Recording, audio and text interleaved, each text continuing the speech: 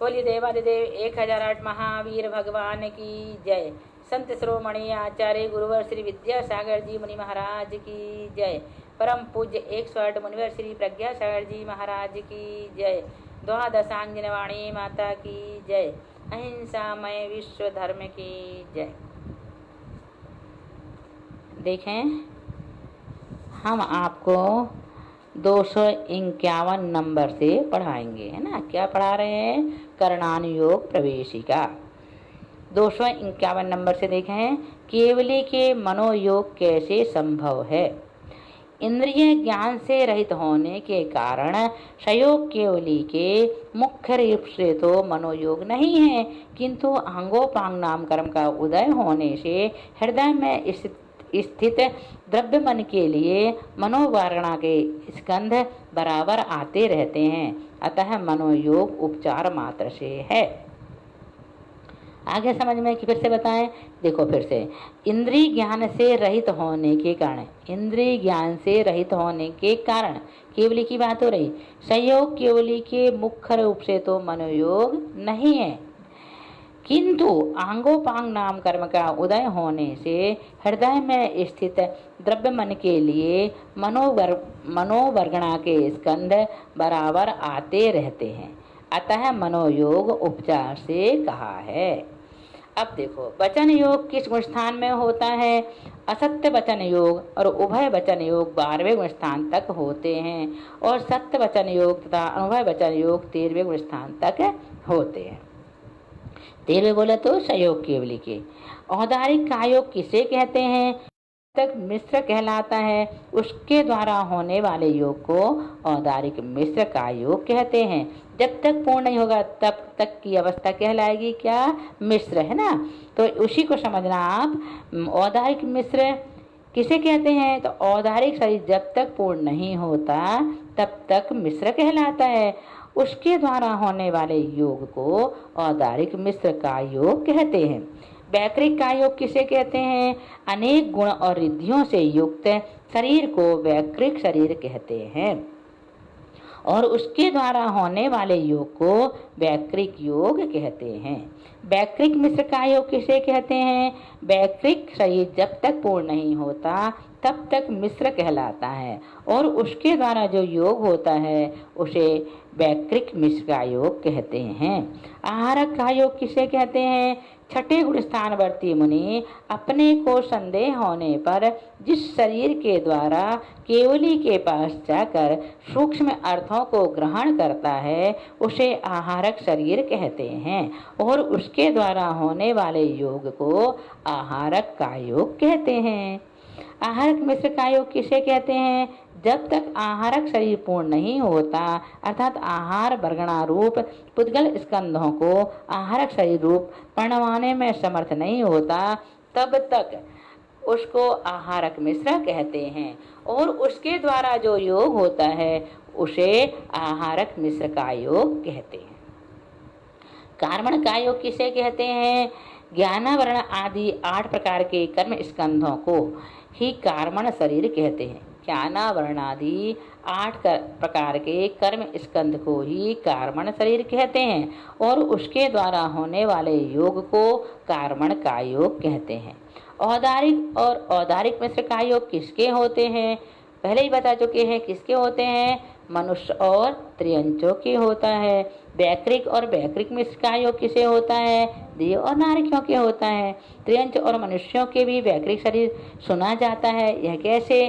तो यहाँ पर बताया जाना है कि औदारिक शरीर 2 प्रकार का होता है, विक्रियात्मक और अविक्रियात्मक। उनमें से जो विक्रियात्मक औदारिक शरीर है वही मनुष्यों और त्रियंचों के वैकृक रूप से कहा जाता है।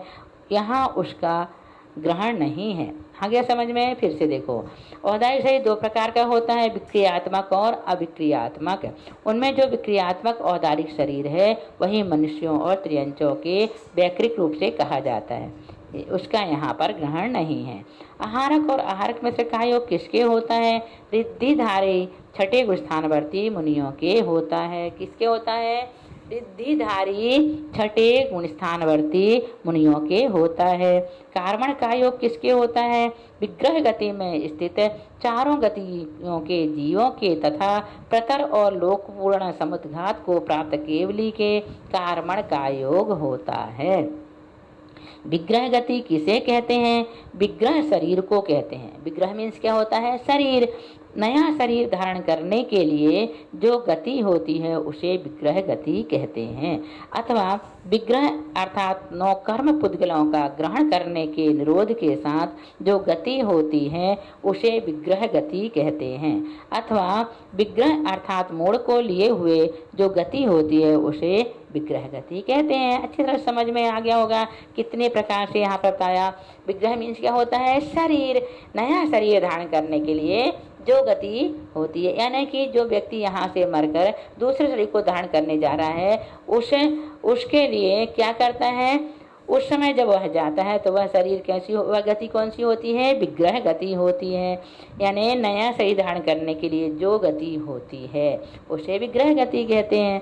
अथवा विग्रह अर्थात 9 कर्म पुद्गलों का ग्रहण करने के निरोध के साथ जो गति होती है उसे विग्रह गति कहते हैं। अथवा विग्रह अर्थात मूल को लिए हुए भी जो गति होती है उसे विग्रह गति कहते हैं।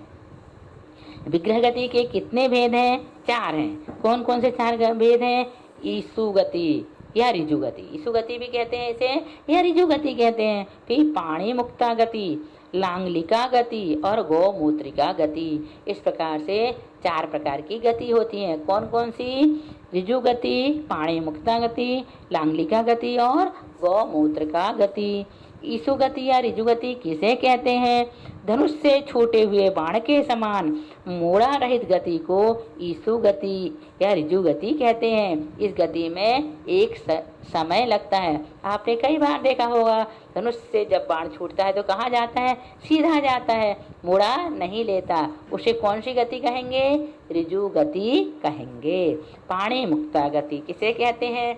जैसे हाथ से तिरछे फेंके गए द्रव्य की एक मोड़े वाली गति होती है, उसी प्रकार संसारी जीवों की भी एक मोड़े वाली गति को पाणी मुक्ता गति कहते हैं। यह गति 2 समय वाली होती है ना। लांगलिका गति किसे कहते हैं? जैसे हल में 2 मोड़े होते हैं, हल देखा ना, जैसे हल में 2 मोड़े होते हैं वैसे ही 2 मोड़े वाली गति को लांगलिका गति कहते हैं। यह गति 3 समय वाली होती है। यह गति कितने समय वाली होती है? 3 समय वाली होती है। गौमूत्र का गति किसे कहते हैं? जैसे गाय का चलते हुए मूत्र करना, देखा ना, गाय जब चलती है मूत्र करते हुए तो कैसे दिखता है वो, तो जैसे गाय का चलते हुए मूत्र करना अनेक मोड़ों वाला होता है, उसी प्रकार 3 मोड़े वाली गति को गौमूत्र का गति कहते हैं। यह गति 4 समय वाली होती है। यहाँ पर कितनी अच्छी तरह से उदाहरण दे करके समझाया गया है। तो गति कितनी होती है? साधना कितनी होती है? 4 गति होती। कितनी होती है? 4। कौन कौन सी गति? ऋजु गति, पाणी मुक्ता गति, लांगलिका गति और गौमूत्रिका गति। अब देखो 4 मोड़े वाली गति क्यों नहीं होती? लोक के मध्य से लेकर ऊपर नीचे और तिरछे क्रम से विद्यमान आकाश के प्रदेशों की पंक्ति को श्रेणी कहते हैं। इस श्रेणी के अनुसार ही जीवों का गमन होता है। श्रेणी का उल्लंघन करके गमन नहीं होता, इसलिए ऐसा कोई स्थान नहीं जहाँ पर पहुँचने के लिए 4 मोड़े लेने पड़े। फिर से देखो 4 मोड़े वाली गति क्यों नहीं होती? प्रश्न है। तो कह रहे हैं लोक के मध्य से लेकर ऊपर नीचे और तिरछे क्रम से विद्यमान आकाश के प्रदेशों की पंक्ति को श्रेणी कहते हैं। इस श्रेणी के अनुसार ही जीवों का गमन होता है। श्रेणी का उल्लंघन करके गमन नहीं होता, इसलिए ऐसा कोई स्थान नहीं है जहाँ पर पहुँचने के लिए 4 मोड़े लेने पड़े। समुद्घात किसे कहते हैं? मूल शरीर को बिना छोड़े जीव के प्रदेशों के बाहर निकलने को समुद्घात कहते हैं। मूल शरीर को बिना छोड़े जीव के प्रदेशों के बाहर निकलने को समुद्घात कहते हैं। समुद्घात के कितने भेद हैं? 7 हैं। वेदना समुद्घात, कषाय समुद्घात, विक्रिया समुद्घात, मारणांतिक समुद्घात, तेजस समुद्घात, आहारक समुद्घात और केवली समुद्घात। इस प्रकार समुद्घात 7 होते हैं।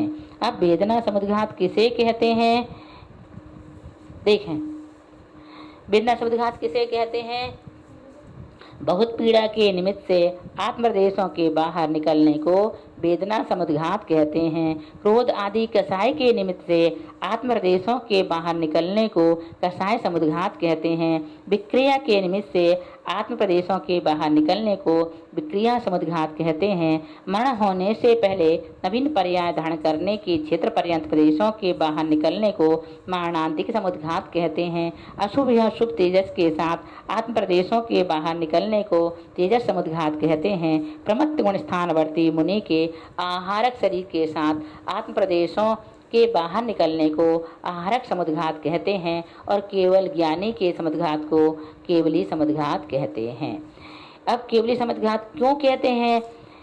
आयु कर्म की स्थिति से अन्य 3 कर्मों की स्थिति अधिक होने पर उनकी स्थिति भी आयु कर्म के समान करने के लिए केवली समुद्घात करते हैं। इस प्रकार से यहाँ पर 275 प्रश्न पूर्ण हुए। इसके बाद हम आपको 276 से पढ़ाएंगे। बोलिए महावीर भगवान की जय।